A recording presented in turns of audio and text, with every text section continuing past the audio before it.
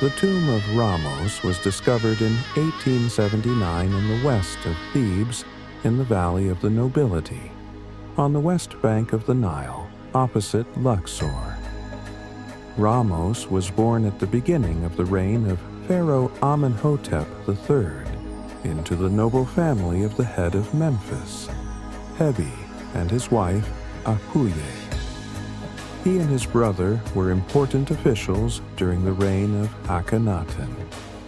Ramos was an important official during the reign of Akhenaten and held the following positions: Lord, scribe of the king, beloved by him, carrying fans to the right of the king, steward of the horses of the ruler of both kingdoms, steward of both granaries of Upper and Lower Egypt, steward of the temple of Aton, first priest of Amon, priest of the goddess Maat.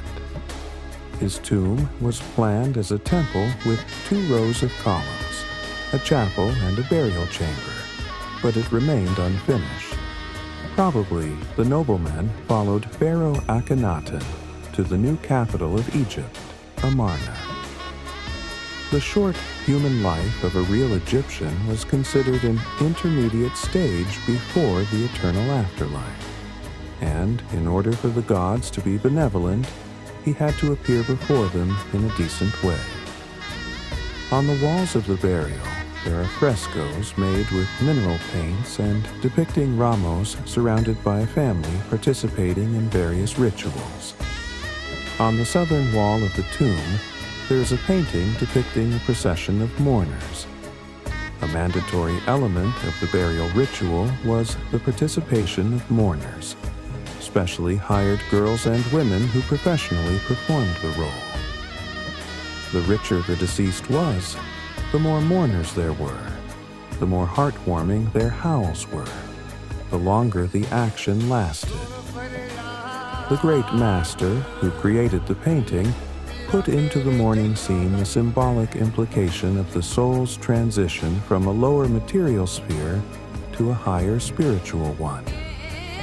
He depicted the material sphere as a dark base on which the feet of women stand. The angle of elevation of the feet from the nails and upwards shows the path of the soul from the flesh to the cosmos. At first, this soul still looks like an angular naked child lost in the lower layers of snow-white spiritual matter. Next, the soul is represented in the image of a girl's hands. At the first moment, she, like the hands of girls turned to each other, will look for the true direction for herself. Then, following the smooth movements of the hands, it will rise and fall for a long time to grasp those who have acquired the truth. And finally, having found it, it will fly up